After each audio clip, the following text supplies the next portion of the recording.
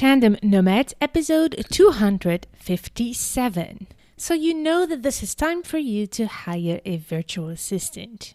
Or maybe you're still a little bit hesitant and wonder how you can make sure to make the right choice and to find the right fit for you.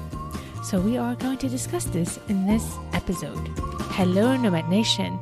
Welcome to Tandem Nomads, the podcast show and entrepreneurship platform where you can find great inspiration and great tips to build a successful portable business, to thrive in your global nomadic life and through any transition. This is your host, Ahmed Deregi. I'm a business and marketing coach and the founder of Tandem Nomads. I can tell you one thing for sure is that I wouldn't have been able to build the business that I have built today without the amazing help of my team. And also without that decision from the get-go to hire a virtual assistant. And as I grew, my team grew with me. So I definitely believe that you don't need to wait until you grow, until you make a lot of money before you start hiring an assistant in your business. In fact, the more time you can free from tasks that you don't need to do yourself, the more bandwidth you will have to be able to focus on your business and on the money generating activities. So if you are hesitating whether or not you should have a virtual assistant, my big advice to you is start as early as you can. And it doesn't have to be a lot of investment at the beginning. It can be a small investment. And then as you grow, you start increasing the number of hours that you commit a virtual assistant to you. However, I do know that the process to finding the right fit is sometimes a little complicated and takes a little bit of time. So in this episode, I want to share with you some guidance on how to do this in an effective way based on my own learning experience throughout this process. As I mentioned, I started with one VA, and over the time, I grew my team, and today I have about 4 people in my team. The one thing before I get into today's episode is to understand that in order to build this team or even just have one virtual assistant in your team, it takes some patience and some time. So give yourself a little bit of that time, because I noticed that a lot of people who start getting accustomed with the process of hiring a virtual assistant, if it doesn't work the first time, they quickly get discouraged and then decide to go and do their own thing on their own, and back to square one where you get overwhelmed and have so much to do and so much work that you struggle to keep up with everything. So first big insight here is give yourself some time to get to build that team. No, it takes some experience and error and trials to get there. And this is also why the earlier you start, the better it will be, so that when your business really picks up and grows, you already have the systems in place to be able to hire and onboard your team members. So there are 3 things that I will cover for you in this episode. The first one is how to define the criteria and questions to hire a good VA. The second one is how to make sure that this person is the right fit and have a real smooth onboarding process so that the cooperation or the collaboration works well. And finally, where to find the right virtual assistant. So let's get started with this first question about the criteria and the questions you need to ask when you interview your potential virtual assistants. The first place to start with that is to understand exactly what you need in your business. And here you really want to sit down and look at what are the tasks that you are having in your business that are taking you a lot of time and that you don't need to do on yourself. For example, all the scheduling of your newsletter, the updating and uploading of your blog or your podcast on the website, or all those little technical skills that you have but you don't need to do on your own that you could easily delegate to somebody else. So list all those tasks that you feel like you could really do much better if you could get this away from you and focus on other things that generate money. So think about those tasks. And then also, when you look at those tasks, look at the online tools and other maybe areas of expertise that are needed to be able to fulfill those tasks effectively. For example, in my case, about half a year ago, I needed to hire a OBM. OBM is an online business manager, somebody who manages all the back-end systems of my company, starting with a podcast, with a website, with a newsletter, etc.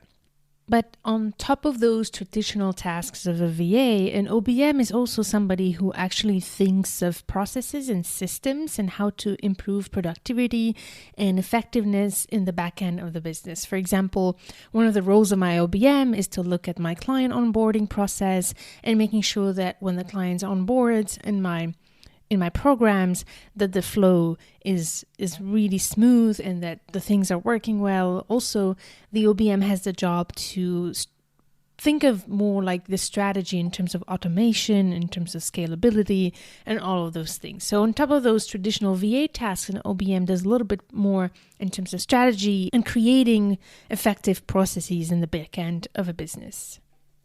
So all of these things require a few online tools. So in order to be able to hire the right person, I needed to make sure that the person that I hire is familiar with the online tools that I use. So for me, that was the key priority because I knew that in my case, I wanted somebody who was operational right away with these tools. So I listed all those tools, and that was the first way to eliminate the potential VAs, is whether they knew these tools or not. So think about it in your case. What are those non-negotiables that are really important for you, for the VA to have? Which then leads to two important things that you need to decide to make the right choice of VA. So the first decision you need to make is, what is going to be your strategy with this hiring process of the VA?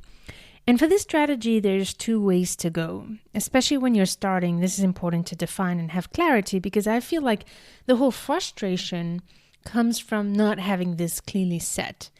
And what I'm talking about here is making the choice between, first of all, saying, I want somebody who's immediately operational, which means most of the time that you're ready to invest the money that it requires to have somebody who already has a lot of experience in what you need. Or you say, I don't have a lot of budget, but I'm willing to have somebody who grows with me. And I'll show you how to make sure that this person grows with you properly.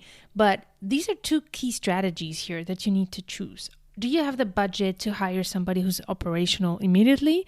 If not, are you willing to take the time to have somebody come into your business and who has the initial skills that are necessary to learn, but who would need to learn a little bit to become fully operational? But for that, you need to ask the right questions to know if this person has the potential and the past experience that will lead to them being able to learn effectively the new tasks or the new skills that you need in your business. For example, I had some VAs in the past who knew a little bit about online marketing, who knew a little bit about email processes, but were not 100% familiar with my online tool. But they used other online tools and they had the skills and the knowledge to learn how to learn to use these tools, if you see what I mean. So when I started, I was willing to give it the time. Also, I remember my first VA was a listener of the Tandem Nomads podcast show, and she didn't have yet that experience, but she and I made an agreement that during the first 3 months, I believe, I don't remember exactly how many months, but that I would train her, and then after those 3 months, if she's happy and she likes it, then we could continue working together, which we did for at least a year or two. So this is a big decision you need to take. Do you have the budget to hire right away somebody operational? If not, then you would need to go with somebody maybe who are a little bit cheaper, doesn't have the experience, but you need to ask the right question to make sure that they have the minimum experience for them to be able to learn quickly how to implement the aspects of your business. So make that decision, which route you're going to go. Are you going to go hire somebody who is efficient and experienced with your tools and whatever you need, or are you willing to take the time to train somebody? Which leads me to another thing about this first point is whether or not you should have those skills. So most of the time, I highly recommend that we have a little bit of an idea of the expertise we need. For example, let's say that you need a VA to be able to schedule your newsletters and to grow your email list. Well, obviously, you need to have a little bit of experience with it so that you can choose the right person for you. But maybe there are some other bigger tasks, for example, programming or graphic design, things that, okay, you have a bit of an idea, but it's so much better to hire a professional who knows about these things better. So there is a balance between knowing enough about something so that you know if this person that you're hiring is good at it, versus being completely proficient and spending time to learn those tasks on your own. When it's about online tools, especially as a portable business, I highly recommend to have a bit of an idea at least. And if you have the budget, then hire somebody who's fully proficient in that tool or that type of task. But definitely, if you have a bit of experience, it will be so much easier for you to judge if that virtual assistant is good at that task. And the second big thing that I want to highlight about the criteria of the VA that you want to hire. So here is one of the mistakes that I've done at the beginning, and I learned from it, and I now highly recommend to not do that, is to try to find one VA that does everything in your business. I believe, and I've experienced over time, that it's much better to list all the criteria and the tasks you need to be done in your business, and then divide those into groups or types of activities so that you can have in your business a list of roles. I'm insisting on the word roles that you need to fulfill in your business. And from there, you decide to find a VA for each one of those different roles or positions. For example, when I started, I needed somebody to manage my newsletter, my email list. I needed somebody to do copywriting for my show notes and my newsletter. And I needed somebody to do the graphic design and help me schedule my social media. So these are a lot of tasks. And I was looking for somebody who would do all of this. And what happens with that? First of all, it becomes very hard to find the right person right away. Because most of the time, one person will be really good at, for example, managing email lists, but not good at graphic design, or really good at copywriting, but not good at managing the online tools of a newsletter. And it became really hard to find the right person. And the second issue with that, when I try to find one person who does everything, is that if something happens to that person, if that person is sick, if that person decides to go on maternity leave, I had this happen to me twice, then suddenly you have all those activities that need to be replaced by somebody else. And that's a lot of work to go find another person. So I think it's much safer for the sustainability of your business is to have more than one virtual assistant in different areas. And as a portable business, I can just give you real quick here the different areas where I split, and this is why I have more than one virtual assistant. I've split the tasks among different people. I have one person who takes care of anything related to communications with any stakeholders inside and outside of my business, and who's in charge of copywriting. Anything that has to do with communication is one person. Then I have a person who's specialized in graphic design, all the graphics. Then I have another person who's in charge of the online tools, or the scheduling stuff, or the systems behind in the back end of the business. And then I have somebody who now recently joined my team to edit my podcast and do the show notes of this podcast. So you see, now that I have all these tasks divided, then I don't need to rely on finding one person who's good at all of these things. And if somebody cannot do a certain task, I can take over for those couple of days if needed, or I have somebody else in the team who can take over, but at least we don't have all the activities of the company that are disrupted. So my big advice for you here is don't try necessarily to find one VA that does everything. Find a VA who's really good at one thing and a couple more, then split the tasks accordingly.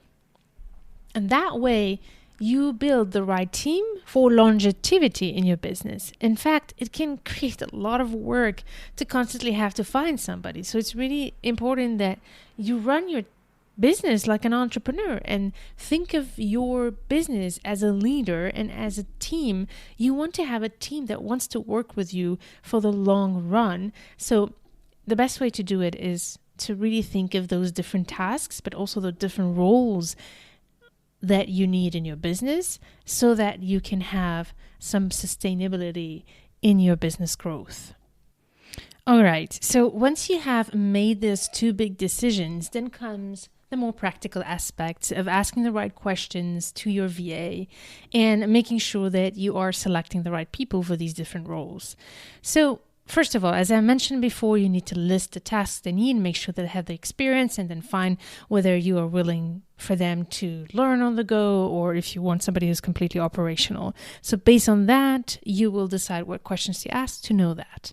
But here are a couple more things that I invite you to pay attention to, especially as a portable business. So one of the things that I learned over time is to actually be cautious with the time zones of your team, so that you can have clear expectations of when can people deliver. The more you're organizing your business, the less short deadlines and flexibility you need in your business. However, it's important to know what is the time zones and also the deadlines and the reactivity of that person. You need to ask yourself, how reactive do you need this person to be, and how available do you need this person to be? So ask this person, how many hours or days ahead does this person need to know about a certain task to be able to fulfill it? On average, it's not always perfect, but that's a question that you want to ask. Another one that you want to ask is, how many hours is this person available for you per week? So that you know how many clients they have. And usually if they're really, really stretched in terms of time, they can't be very flexible. However, sometimes if they have too much time available, it might mean that they're not very busy in their business. So unless you decide to have somebody full-time in your business, that's also sometimes for me where I say I try to be very cautious, trying to understand how come they're not very busy. So I actually would ask that question, say, okay, so you have a lot of hours. What is the reason behind that? Is it that you haven't found the clients yet? Or is it that you have other things to do? So how many hours do you want to fill in your job right now? And that way, you know how much room for growth you have in your business. Remember, when I said at the beginning that especially in my case, I want to grow with my team, and all the people who worked for me started with small amount of hours and start increasing their amount of hours with me, which means that their revenue with me kept increasing. So you want to know how much bandwidth do you have for that with your team if this is where you want to go with them. And that's a question that I always ask, is how many hours do you have available per week, to know how much room we have, not only for flexibility, for reactivity, for short deadlines, but also for long-term growth. The other type of questions you want to not necessarily questions directly, but what you need to have a sense for is to know how much experience they have. But I also invite you to watch how they communicate. Look at, for instance, also their own, let's say, for example, you're looking for a VA who does social media, or you're looking for a VA who does websites. This is a typical example for me. If I hire somebody to have a great website, I expect this person to also have a great website. So try to find, on top of the examples that you ask them to give you, so don't hesitate to ask a VA to share with you their past projects, example of their past projects, what they deliver to other clients. And most of the time, they actually have authorization or can ask authorization for that. Figure out if they have testimonials from other clients. That's also very useful. But also look at their own work, look at their own marketing if this is somebody who does marketing. So I'm not saying that if somebody doesn't have a good website, is not able to make a good website, although this one is really borderline. But there's a fine line between having a VA who's good at what they do and not necessarily applying it to themselves, or sometimes too good at what they do so much that they might not be the typical VA. Give me a second here to clarify what I'm trying to say. So first of all, you want to have some kind of proof that what they say they can do, that they can do it. So that's my first point. All right. So ask for examples, ask for case studies, look for testimonials, but also look at their business. Is there something visible that you can see that shows whether they can do that really well? But then be careful with that, because I can tell you with my experience, I had the opposite situation happen to me. I found a really good person who was really proficient and very experienced, and I was like really excited. But what I realized is that this person is so professional, so good, that I could sense that this person was moving to becoming more of an entrepreneur, where this person would actually hire a team of other VAs to do the job that I hire her for. And I'm like, this is not where I want to go. I don't want to have an agency, which I'm talking about it later, an agency of VA that brings me other VAs. And she was so good that I could see that she was not anymore in the space of staying or being a virtual assistant. She more wanted to create her own company with other virtual assistants. And there's nothing wrong with that. But again, it's about expectations. I wanted to have a direct contact with the person who would work with me. So, somebody who's too good at something sometimes can also be, you need to watch whether this person is going to continue to do this job. And I know, and I have in my team, some people who are really good at, actually all my people in my team are really good at what they do, but they're really happy with the job they do for other companies and other businesses. So they're not willing to go and hire other people to do what they do. So this is one little warning, especially now with the market of the VAs that exploding. The VAs who have been successful are not hiring their own VAs to do the job. And slowly that turns into their own agency. So pay attention to that. All right. So basically, the last piece here about defining the criteria and figure out what questions you need to ask is understanding what are the goals of this person? What are the expectations of this person? What is this person looking for as a partner to work with? You want to ask that question. For example, simply ask, okay, what are your intentions with this job? What is interesting for you in this position? How many years do you see yourself doing this? I would actually ask this.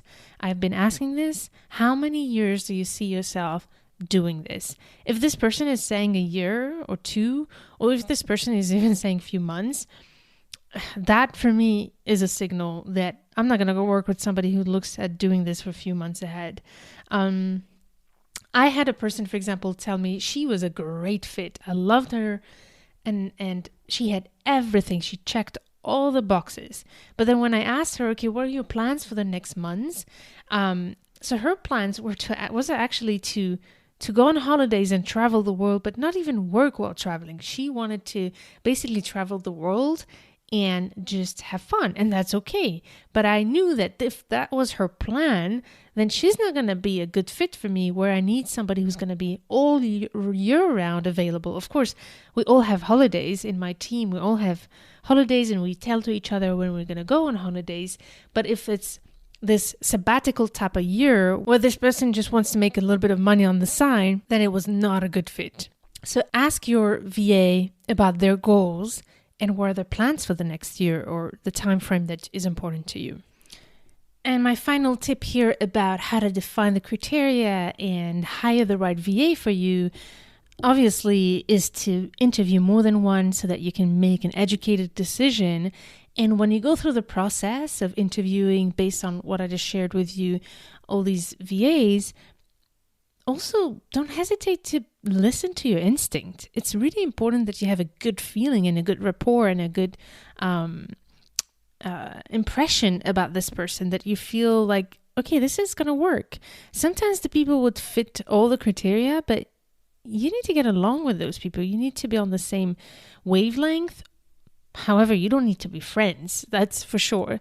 But it's important to kind of also figure out the values of this person, if you share similar values. And finally, the more this person knows about your business or your industry, the better it is for you. So try to also figure out how much experience in your industry does this virtual assistant has, because that is also a way, on top of the technical knowledge of the industry, to know if there are sort of like-minded people. This is very important as well. So try to get some questions there to figure that out in terms of industry, in terms of values, but also listen to your intuition. This is really important. All right, so I gave you here a lot of guidance on how to define the criteria and ask the right questions to hire the right VA for you. Now I want to share with you some insights on how to assure that this person is the right fit when you start working together.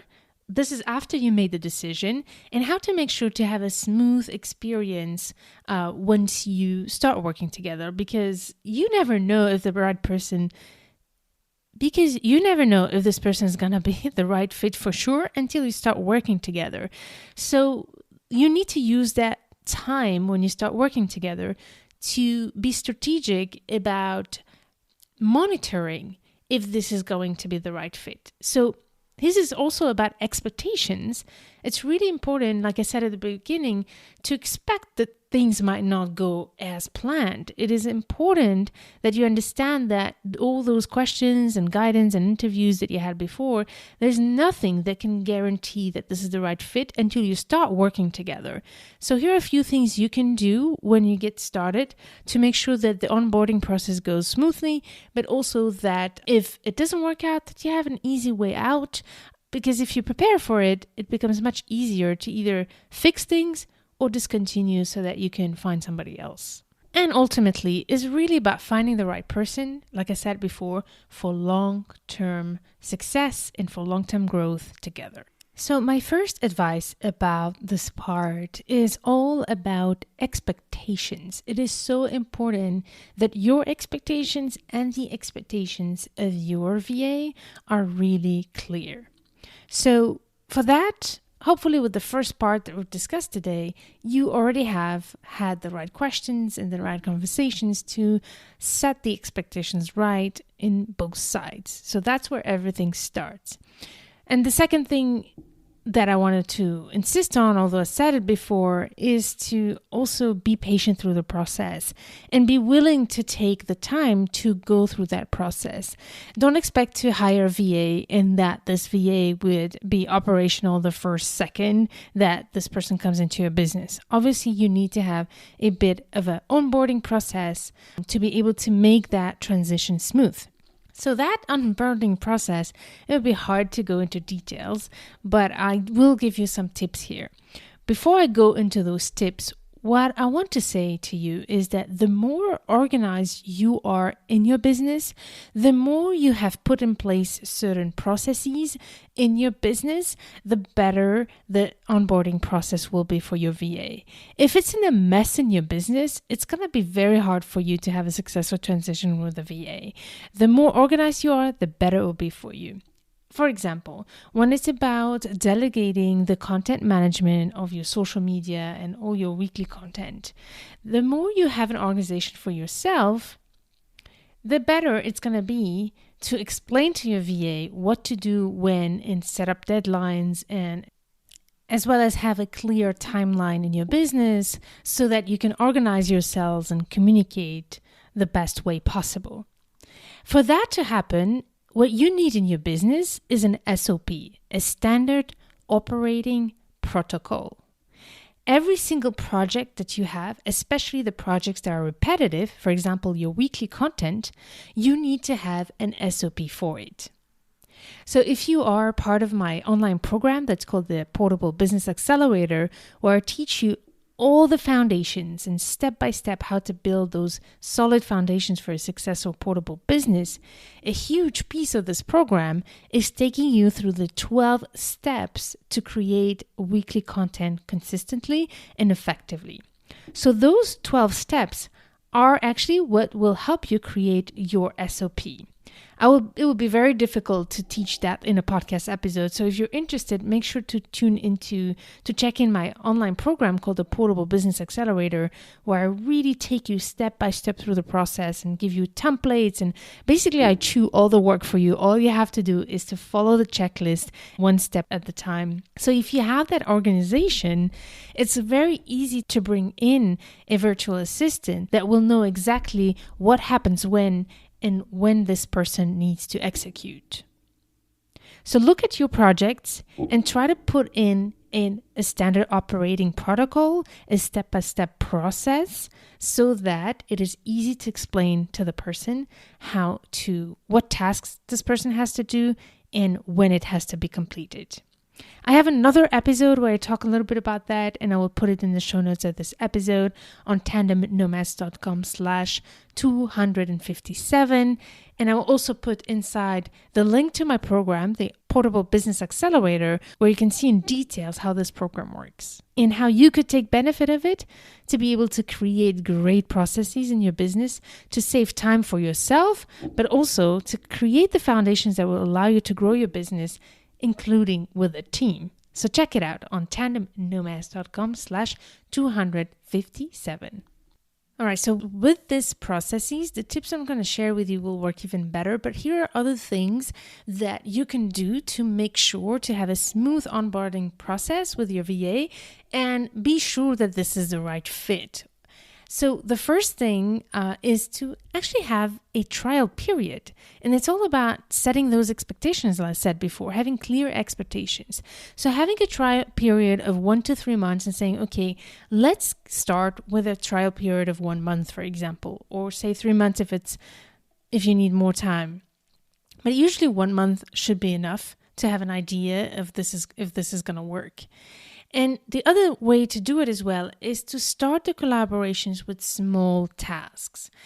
Start with a small task and small responsibility, maybe the most important one for you. Make sure that it works smoothly and then keep increasing their responsibility. This is something that really worked for me, especially when I was looking to build a team, was to start with small responsibilities, and then the more the person managed to master their role, I would keep increasing it. And that's also a great incentive because in terms of revenue, it is a great way for the person to stay motivated, to stay engaged, and to see that they actually have a long-term vision for their own business with us, that they see that this is a great win-win situation. So their motivation keeps growing when you see that their role is growing within the company as well. Not only their role, but also their revenue. So communicate that from the beginning so that, again, the person knows that if the commitment to these tasks is done well and if the collaboration works well, it will lead to even better opportunities down the road. And finally, if despite of all of that, it doesn't work, then as soon as you start having a hunch this is not going to work, make sure to find somebody else as quickly as possible. Don't drag this, because the more you drag, the more it's going to be difficult for you to get out of it. So I always try to find, and it's not always easy, but trying to find that balance between giving a chance for the person to learn, to grow, and then at some point, if you don't see any progress, you need to make that executive decision of saying, okay, this is not working. So I highly recommend you, first of all, to make sure that this person, whoever works with you, has a SOP and you have clear communication and methods so that if this person leaves and when this person leaves, you know everything about their work and you know where the information is saved, that you lose nothing when a person leaves. This is really important. This is where SOPs are super critical. When you have a clear standard operating system, you have also a system to save the documents, to save all the work so that you don't have to search for it when a person has to leave or when you decide to terminate a relationship, a contractual relationship. So make sure that you are paying attention before you decide to stop a collaboration. Make sure that you have access to all the information you need. I'm going to give you an example of something that happened with a great collaboration, but the person went on maternity leave. We created a lot of Google documents, and this person was the owner of these Google documents. And when this person left on maternity 6 months down the road, many months later, this person has deleted the folder with all our work together because she had decided to not go back to business before a long time. And when she deleted that, it actually deleted some documents in my own system that I couldn't access to anymore. So this is where it's important to have a clear communication with your assistant that you are the owner of all the tools and all the documents. Make sure that you have access to everything in case something happens on their end. So this is really important as well. All right, so I talked about, first of all, how to define the criteria of the right VA for you and what kind of questions you need to ask to choose the right VA. Then the second big piece was how to assure that this person is the right fit and how to have the right onboarding process. And finally, I want to share a couple of tips here about where to find this person, where to find this ideal VA. And that is not always easy as well. So very quickly, first of all, using your network is the best place to go to find the right VA. Working with people that other friends or peers have worked with can always be more helpful than when you go blind, not knowing anybody who knows your VA. But also, maybe in your audience, there are some people who are looking for a VA, and I love that. And I like this option because when somebody is already consuming your content, they know your business from the consumer side, they might be able to help you even better and have a better understanding of your business when they work with you. So this is not always possible, but just in case, maybe in your audience, there are some people looking for such a position. This is what I've been doing. A lot of the people who've been working in my team are actually part of the Tandem Nomads community. And it makes it so much more pleasant and easy to make these people get it, that they get what we are here for. So it's also, as I said before, about being like-minded people and ticking in the same way. So start by asking in your network and in your audience, make it public for people that you are searching for this type of VA and list all the competences and skills and tools that you need this VA to be able to master. And then there are a few places where, especially if you're just starting out, where you could try to find a VA. So this one is not a guarantee. There's a lot of hit and miss, which is Fiverr. I will put the link in the show notes of this episode. It's a website where you can find a bunch of experts in various different fields. So as I said, it's a hit and miss, but you need to be willing to try it out and see. There's another platform especially to hire these assistants that's called Upwork. So Upwork is a bit more the upscale version of Fiverr. It's a bit more expensive, but also more experienced people in there. So check that out as well. Then I highly recommend you to go on Facebook and make some search on the search bar of Facebook for Facebook groups of digital nomads and virtual assistants. There's a lot of Facebook groups there where you could post your announcement. Also, LinkedIn is a place where you can look for virtual assistants. A lot of them are on LinkedIn, so you can search on LinkedIn for virtual assistants. And finally, with a Google search, you can do that. It actually happened to me to find somebody by just Googling. And what will happen is that you might often also find virtual assistant agencies. And I want to talk about this real quickly, about the virtual assistant agencies. So there's more and more of those.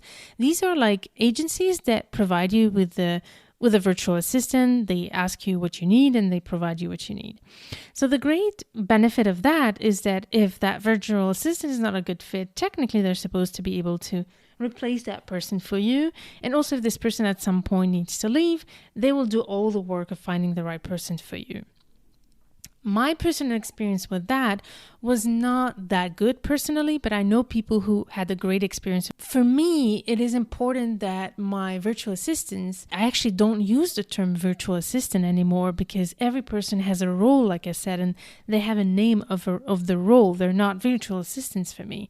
So it's really important for me that whoever joins my team feels part of a team and really communicates and relates directly to me. When you hire a VA through an agency, they might get some extra work from the agency and they feel like they need to report to the agency. By the way, when you go through an agency, you're actually paying the agency. You're not paying the VA directly. And that affects the relationship a little bit when you want to build a team spirit in your business. So VA agencies can be a good thing maybe to start out, but down the road, I didn't see it as a great way to grow a team. Try it out and you'll see. I'm going to list all the resources that I shared with you here in the show notes of this episode on tandemnomads.com/257. All right, Nomad Nation, this was a long episode. I wanted to dig deeper into how to build a great team. I hope this was helpful for you. And my big message to you here, start as early as you can so that you can acquire these skills. And at some point, finding the right person will not be a problem anymore for you because you would have already experimented with it and know exactly what you need and how to get it. I can't wait to meet you in the next episode. Stay tuned to turn your challenges into great opportunities.